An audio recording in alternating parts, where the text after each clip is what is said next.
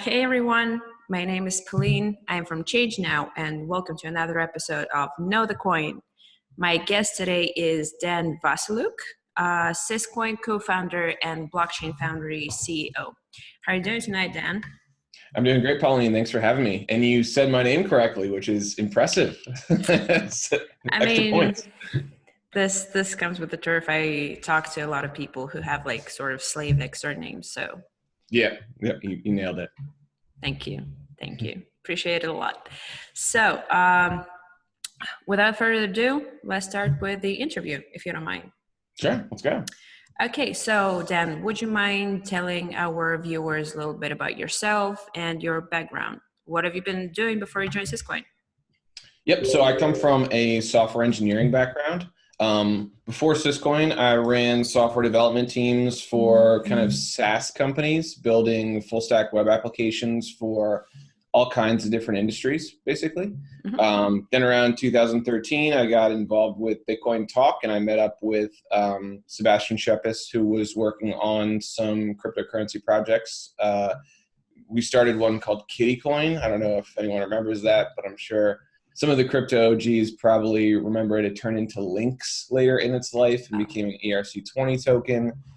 Some other teams took over the project. We had started that project actually just for fun, just to kind of experiment with what this new Bitcoin blockchain like technology can do. And through that project, we really realized that there is a lot more value to the technology than there was just sort of in dabbling with for fun projects around cats on the internet. So that was really the impetus for us to start SysCoin. And it's really grown from there. Jag Sidhu, Blockchain Foundry CTO, is currently kind of the main technical driving force behind SysCoin. I do a lot of the architectural work in apps on top. So that full stack web experience from my past really helps here because I help do everything from desktop wallets to block explorers to mobile wallets for the platform. And as well as managing the entire team that helps execute on all of that. That's sort of, where I come from. Awesome. So have you been with SysCoin from the very beginning, since 2014? Yeah, it's been a crazy ride, honestly, because, we did a pre-sale back in end of 2013 and really launched the coin in 2014. And crypto is still wild, wild west today, I would say. We're getting more, we're starting to move out of that phase slowly. But back 5 years ago, it was really wild, wild west. And there were exchanges around that don't even exist today that were huge and people thought were going to be the exchange. Like there was this exchange called MintPal, which I'm sure some people remember. It was like the Bittrex of 2014. It had lots of volume, tons of these weird altcoins that people had never heard of, a lot of trust. It was acquired by a scammer, basically, who used it to exit scam the entire platform. And that's when you saw the shift of power between, Bittrex was just starting and MintPal was this huge exchange. And almost overnight, it went like that. And Bittrex became the big exchange, and then there was Poloniex and other players and stuff. But it was crazy to see those times play out and be in the middle of all that, So yeah, I've been with SysCoin from the beginning and working on it for about 5 years. What we've focused on from a technological perspective has changed a lot in that time based on what we've learned about blockchain and what others in the industry have learned about blockchain. And so it's been an interesting ride. Awesome. And to think of it, you've been in crypto since like pretty much the very beginning of it becoming mainstream. Yeah, it's for someone who's been in it for the amount of time I have, and a lot of other people in my position, I'm sure, are the same way. Seeing these ebbs and flows of Bitcoin's value going up and then being dead and then going up even higher and then being dead again and then going up even higher and being dead again is really interesting because here we are in yet another one of these cycles where it was up in 2017 and it's been a bit down since. I am a long-term Bitcoin person. I'm a long-term blockchain person. That's why I run a company in the space. And so it's been really, I think the 2017 to 2019 bear trend was really tough because you had a lot of companies spinning up around the tech in 2017, including our company, Blockchain Foundry. And the ensuing sort of bear market downtrend that we've been in since then has made it hard for people to survive in the industry. But I'm happy that Blockchain Foundry has. I knew SysCoin would, because it's kind of, it's a decentralized cryptocurrency that's not based on a company being around or not. But it was crazy to see people like ETC's dev team have to like close up shop and stuff just because of the financial times. Yeah, that is really tough. Oh, by the way, what about Blockchain Foundry? What exactly does it do? So Blockchain Foundry the idea for Blockchain Foundry started as, okay, we've developed this cryptocurrency SysCoin, which has a lot of business use cases. And so now that the market and the mainstream is waking up to what blockchain is, let's create a corporate entity to help sort of operationalize business applications on top of this cryptocurrency we created. Since we've started operating, the scope has expanded a bit. We don't focus solely on SysCoin, but we certainly try to drive projects that fit with SysCoin towards SysCoin. There are certainly some projects that won't fit as well with SysCoin. It's not Turing complete, for example. It's not a private consortium-based blockchain. We do have certain clients that come to us with needs that those applications serve more readily. And so we have familiarity with things like Hyperledger and, of course, Ethereum. I could talk a little bit about, a bridge we've actually built to Ethereum from SysCoin. That actually, the development of that technology was a direct response to what we were seeing clients ask for, right? They wanted Turing complete smart contract execution that's fast, scalable, and cheap, and there is no solution for that.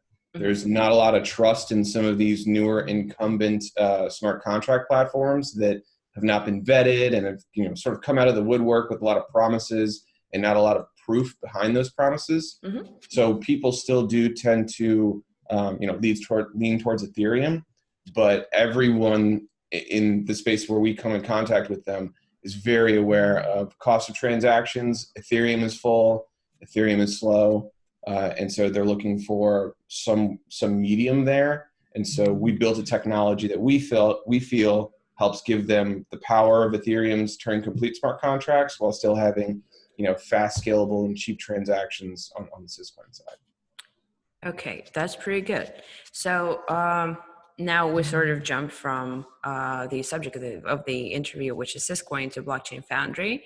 But could you talk a little bit more on what SysCoin does? So it is a decentralized cryptocurrency, which is built on the blockchain that allows to build accessible and fast smart contracts. So basically Ethereum without the burden, but there is also Bitcoin somewhere in the mix. So could you elaborate on that a little bit? So in Bitcoin's SysCoin, has had quite an evolution over its lifespan, right? So we started as a blockchain that had a number of sort of built-in smart contracts like marketplace, escrow, aliases, which are kind of like, I don't know if you know what ENS is from on the Ethereum side, OpenSea, Ethereum name service. So aliases were like ENS, but on in a Bitcoin model, kind of derived from Namecoin, which is a long-standing coin. And there are a few other services in there too. And basically what we realized is we wanted to give people a simple tool set to build business applications. And we realized two things. One, the business applications they're looking to build are more complex than the simple tools we gave them. And two, the way that those initial tools were implemented were just not scalable. As more and more people started using those tools, we started to see the inefficiencies with some of them. And so we looked to optimize, right? At the same time, we're getting feedback from corporate clients kind of giving us very clear direction on what they're looking for in a blockchain solution or what they want a blockchain to do. And so through kind of that feedback and our learning, we started to hone and refine the process to sort of leverage the strengths of other blockchains. So Ethereum it's the smart contract blockchain, right? But for transactions and moving value, it's maybe not the best blockchain. And so that's where we really slim down those services on our chain that were causing low scalability and speed problems, really made it a high throughput microtransaction optimized blockchain that can do point of sale in 10 seconds or less. So that was a big use case for us is point of sale, like, buying a coffee, checking out at the grocery store, that kind of thing with cryptocurrency. But then also being able to connect that kind of technology and speed to real Turing complete smart contracts, right? Without having to have intermediaries to facilitate that functionality. I'm not sure if you're familiar with something like Polkadot or Cosmos. They're cross-chain sort of bridges between chains. Well, I mean, I have heard of them, but not a lot. So you could, if that's fine with you, you could elaborate on that a little bit. Yeah, so at a high level, basically, they allow moving between different blockchains, but the way that they enable it is you basically trust people to hold your money from one chain and then release you money on the other chain. Right? So if I want to go from Bitcoin to Ethereum, I send you my Bitcoin, you send me the appropriate amount of Ethereum, and now I've gone across chains, right? That's a super simplification. I don't want technical people from those areas to hear that explanation and get all upset. That's a very simplified, version of it, right? But what we looked to develop was a bridge technology that didn't have those people in the middle, limiting liquidity, risking security, and being required in order to move between chains. So we have a technology that allows you to move SysCoin tokens and SysCoin platform tokens, basically like ERC20s on SysCoin, from SysCoin over to Ethereum, in the form of ERC20 tokens on Ethereum, do smart contract operations on Ethereum, and then bring them back over to SysCoin for normal transactions. So think of something like USDT, right? Tether, minted over on Ethereum. How it's minted, the process for minting is all controlled by a Turing complete smart contract. Bridge it over to SysCoin for actual use. And then you take all of what Vitalik Buterin himself has said is filling the Ethereum blockchain, and you're offloading that to SysCoin's blockchain. Awesome. Yeah. So essentially, that lets people build their own business applications without ever having to worry about blockchain bloat and like complication of operations. Blockchain bloat and cost too. Like the more and more dApps that you have running on Ethereum that are executing more and more transactions, the higher those transaction executions cost. And every time we get into these conversations with businesses on the blockchain Foundry side about building systems that leverage smart contracts, it's all very like, this is great, this is the future, this is awesome, until we start to tell them that every time you make this database write operation, or the equivalent of a database write, you have to pay 15 cents. And they're like, whoa, we have 10,000 database writes a day. They're like, we can't pay that much money every day for writing database operations. And we're like, that's what Ethereum is. And there's a twist, if a lot of people are using the network, it might cost you more. And that's where things really start to fall apart. And that's where we started trying to, solution design around ways that we could solve that problem on the Ethereum side while leveraging the work that we've done for the past 4 or 5 years on the SysCoin side too. Amazing. And you actually have several solutions on SysCoin. You have mentioned the smart contracts that you have already running. It's the escrow, alias, and marketplace. We don't have those anymore on SysCoin. We took those off so that the blockchain could be as high performance as possible. And actually, once we took them off, we had a company called Whiteblock. I'm not sure if you're familiar with them. They're helping with ETH 2.0. They're pretty well known in the space. It's like a blockchain performance auditing sort of shop. They actually audited the blockchain because we wanted to make sure that after we'd removed those services and made the performance optimizations, that we could come to the market and say, our blockchain can do this many transactions per second. And we wanted that number to be based on real transactions per second, not based on, a lot of these teams put out claims like that just based on mathematical probability. Well, if the block is this big and there are this many blocks per day, then technically we can fit 1 billion transactions per second, right? It's all theoretical, and a lot of that starts to fall apart when you put it in a real world environment and try to push 1 billion transactions per second through that system. So we had Whiteblock actually test SysCoin in a real network environment to see, where we capped out at. And it ends up, and what we were shooting for was something that was equivalent to Visa, MasterCard types of transaction speeds, right?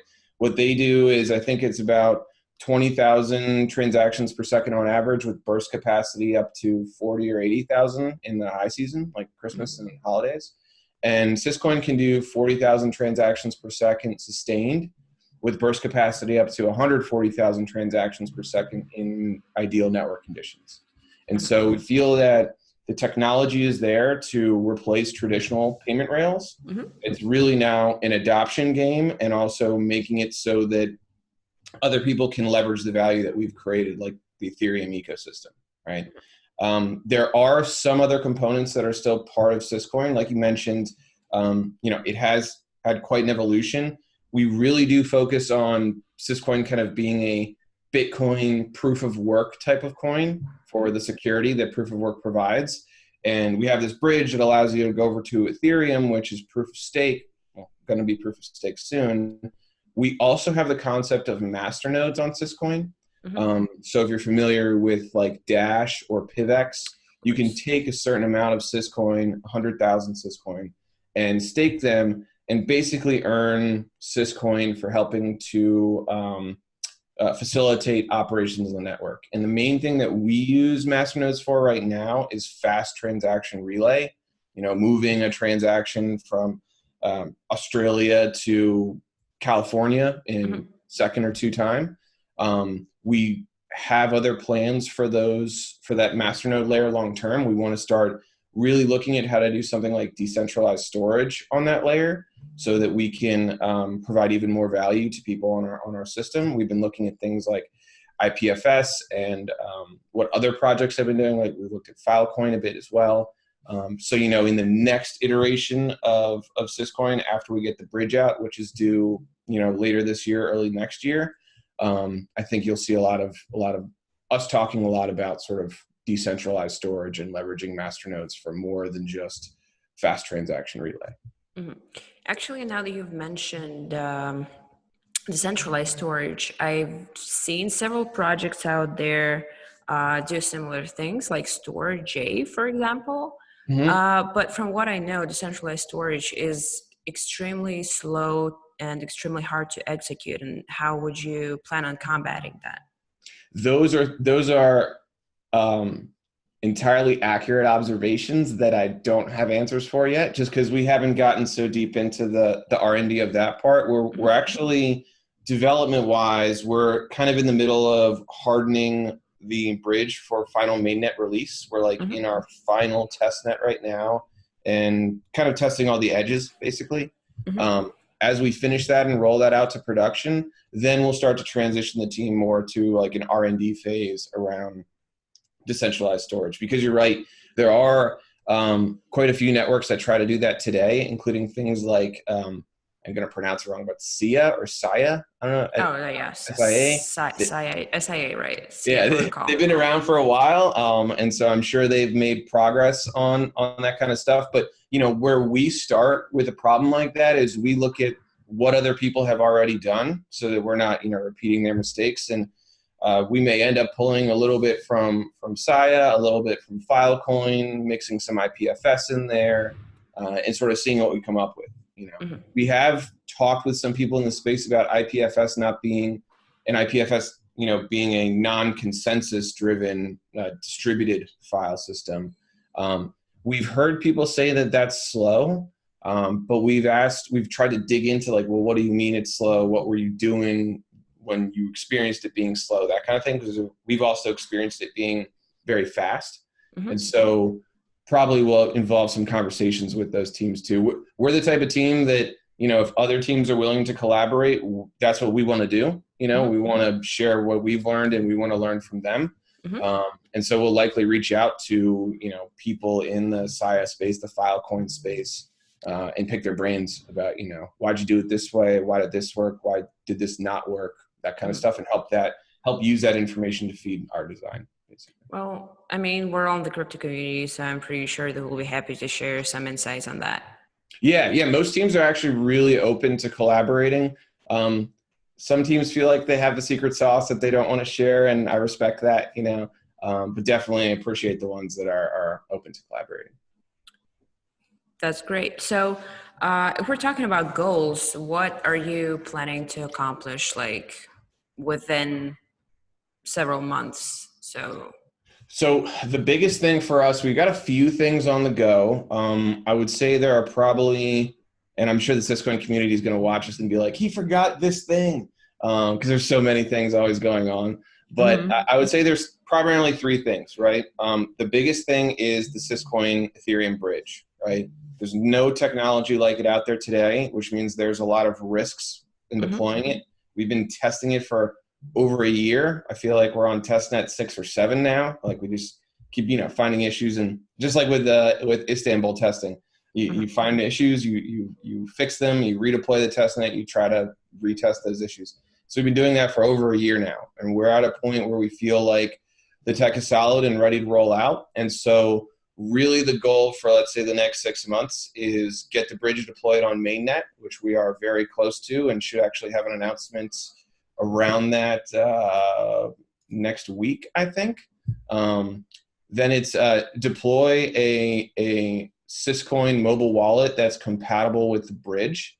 So you've seen a lot of wallets. There are lots of wallets out there, specifically mobile ones too. Blockchain Foundry is helping to develop a wallet that will not only support the SysCoin tokens, and SysCoin has a token platform on top of it called SysCoin Platform Tokens, just like ERC20s. You can make tokens on SysCoin. It's a bit cheaper and easier to make them on SysCoin. And so our wallet will support all of the SysCoin Platform Tokens as well. But the big thing is that whether it's a SysCoin token or a SysCoin Platform token, you'll be able to move that between the SysCoin blockchain and the Ethereum blockchain with zero counterparties, no liquidity risks, none of that. And we want to make that capability accessible to people directly through the wallet. So we want you to be in the wallet, be able to take your SysCoin, say, convert to SysCoin ERC20, and have that conversion happen in the wallet, as well as be able to use that ERC20 from that same wallet. So it's a dual SysCoin Ethereum blockchain wallet. It'll let you spend your normal Ethereum and ERC20s, as well as any SPTs you have and any SPTs you've bridged over from SysCoin to Ethereum. So getting the multi-chain wallet out, the bridge, as I mentioned, and then really hardware wallet support for SysCoin. It's a big thing we're lacking today, and we've been working on it throughout the year. We noticed changes in Bitcoin's core code that were aimed at a more agnostic method of connecting to hardware wallets. And so we've been working it's called HWI, I think is what it's called in the Bitcoin core world. So we're working with integrating SysCoin with HWI so it'll work. And we're trying to test that with things like Ledger, Electrum, Trezor, and making sure also that these ERC20s that are bridged over from SysCoin to Ethereum are compatible with Ethereum's hardware wallet ecosystem. There might not be a hardware wallet for your custom SysCoin platform token on SysCoin today, but you can bridge that over to the Ethereum version of that same token and then use MetaMask and Ledger to store it. And then when you want to go spend it, you can either spend it as an ERC or bridge it back to SysCoin and then use it in the SysCoin ecosystem. That's amazing. So could you talk a little bit more about the asset and token platform? So essentially what you do now is that you allow to create, are those tokens based on smart contracts like they are on ERC20, like they are on Ethereum? So they're account based like they are on Ethereum, but they're not based on an actual smart contract. They're based on, Bitcoin script code, but not a contract in the sense that there's an actual, a Solidity file behind them. In the Ethereum world, there typically is. So, the tokens in SysCoin are cheap and easy to create. They are the things that support this technology that we've created called ZDAG, which is that point of sale technology that moves value very quickly. But if you want to use them in a more robust format, like with an actual contract, you would bridge them over to, like, when you create a SysCoin platform token, you can actually specify an Ethereum contract address that is supposed to be the mirror representation of that on Ethereum, right? And you have to do that when you create the asset on SysCoins. And so what you can do is you can create your asset on SysCoin for those cheap and fast transactions, and then say you want to integrate them into some provably fair gambling game. You can deploy a smart contract on Ethereum and then use the ERC20 version of your SysCoin platform token to interact with that contract and play the game, and then bring it back over to SysCoin for normal value transfer.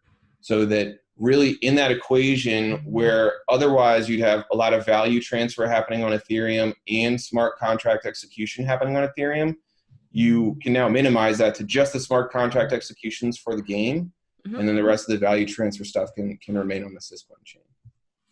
Awesome. Yeah. And how have you guys managed to accomplish that in a fairly short period of time? Yeah, so we one of the things we really wanted to do was make it trustless, right? That's a big piece of the principles that are behind a lot of the development that goes into SysCoin is trustless, decentralized. And so where we started was with a project called Doge Ethereum. I'm not sure if you're familiar with it. I have. Yes. Yeah. So they were building a bridge to Ethereum. Their implementation leveraged this thing called agents. So very similar to Cosmos and Polkadot. You have someone sitting in the middle helping to move money, basically. And you're trusting that person to be fair and to move the money, right? So like an escrow. Exactly like an escrow. Right? You send someone some Doge, they lock it up, and then they release you some Ethereum on the other side. If you want to go the other way, lock Ethereum, release Doge. The problem with that model is that, say I want to move $1 billion from one chain to another, it means that there has to be enough of these agents with enough Ethereum locked up to unlock $1 billion of Ethereum on the other side and send it to the Ethereum chain to me, right? I send them all $1 billion worth of Doge. I should get back $1 billion worth of ETH. Means that $1 billion worth of ETH need to be available and locked up amongst the agents, right? And all of those agents need to be acting honestly too. Otherwise, I can end up losing money or value transfers are delayed. And so we wanted to remove those, and we felt that there was an opportunity with Turing complete smart contracts that Ethereum has, and SPV proofs, or simple payment verification proofs, which are a concept that are built into Bitcoin from the Satoshi white paper. We felt like we could use the cryptographic information between those two systems to enable this bridge without having these agents in the middle with these risks and limitations, right? And so that's what we went about doing. We evolved and iterated on the Doge Ethereum implementation to remove the role that operators is what they're called in Doge Ethereum's implementation, the ones that hold and unlock funds. We removed operators from the equation entirely, so there are no operators on the network anymore. There are still agents that help to protect the network, but in terms of moving liquidity, holding money, locking funds, unlocking funds, none of that happens. It's basically all based on you burn some SysCoin or SysCoin platform tokens on SysCoin. You use the proof from that burn within an Ethereum smart contract, and that will mint you tokens on Ethereum. And then you can go the other way too. You can burn tokens on Ethereum, use the proof of that burn on the SysCoin side with new operations that we've added, and it will mint tokens from the UTXO base, from the unspent transaction Coinbase into the system. And so it brings up some interesting, and we didn't realize this when we were developing it, but it brings up some interesting privacy concerns too, because when you move between chains, we're not, we don't have a pool of, there's no information between the two chains. It's a complete disconnect when you move. And so it's not like when you burn on SysCoin and then mint over on Ethereum, we're tracking that, okay, this UTXO goes with this token on Ethereum, and then we come back, you can track it all the way. you can validate that the burns are legitimate and prove them. But if you burn some tokens on SysCoin and mint them over on Ethereum and then burn them on Ethereum and bring them back to SysCoin, the line of sight to those funds, if you know what I mean, becomes very hard to delineate, because you're tracing funds on SysCoin and then they just vanish, right? And then all of a sudden on a completely different system, they appear, Ethereum, right? And then they can do stuff on Ethereum and then they vanish again. And then they appear on SysCoin. And so I think it starts to present new paradigms to the types of tools that'll need to be created to track money as it moves through systems. I think a lot of the tools we have today are used to track it on a single chain, and maybe goes through an exchange and goes to another chain from there. But this is direct chain to chain, zero. It's a new type of technology. There's nothing like this out there. So seeing what comes of how people use it and how markets react to it, I think will be really interesting. And that's why it's taken us a year to bring to market, because it is so new. There are those operator-based models that Doge Ethereum and Cosmos and Polkadot all run. We could have got something stood up much faster doing that, but we wanted to try to take it one step further. And I think we're going to see how that all works out real soon here. Amazing. And you have a pretty robust and involved community supporting you and watching you, and that's pretty cool. How have you managed to assemble such a beautiful thing? So you've been amassing followers since 2013, that's right?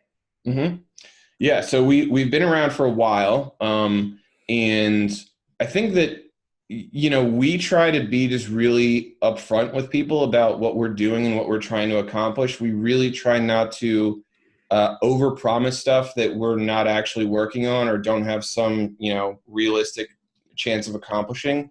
And I think that's helped to foster a lot of goodwill in the community. I also think that we just kind of got lucky too. Like, we connected with the right people. They were all super, embraced us with open arms. We recently did an event out in Amsterdam where I met some of the community who've been involved with the project for years at this point. And I was meeting them for the first time. And it was like we had known each other for years, because we've been in the same space for 4 years. They'd been through all the same trials and tribulations that, they were on the other side of them, but, we'd all gone through it together. And so I think it's really just understanding that, we're trying to build something honest here. And we welcome people to look at the work, to question the work, all that kind of stuff. And we want to work with people. We don't think we have all the answers, either as a SysCoin community or as a smaller SysCoin core development team. And so we look to our community to validate some of the ideas, or tell us that those sound terrible, that don't spend time on that, or to tell us those are great ideas and help to sort of amplify the message, and we hope that other people who aren't in the community see that and come join the community, because it's a fun place, and we love getting more unique perspectives involved with the community all the time. Super, super duper nice. So basically, I would like to thank you for coming to this interview and talking so much about SysCoin. Thanks for having me. Is there anything you would like to add, perhaps, to something that we might not have covered? No, I think we covered it all. For those interested in SysCoin, I would say check out our Discord. That's the main place that we do most of our chats. Our Medium blog has a lot of the latest news and information. And yeah, hopefully I'll see you guys in Discord. I'd love to meet more of you. Thank you so much for stopping by. Cool. Thank you, Pauline. I appreciate it. This has been Pauline and another episode of Know the Coin. And my guest today has been Dan Wasyluk, SysCoin co-founder and Blockchain Foundry CEO. Thank you so much for joining me today, Dan.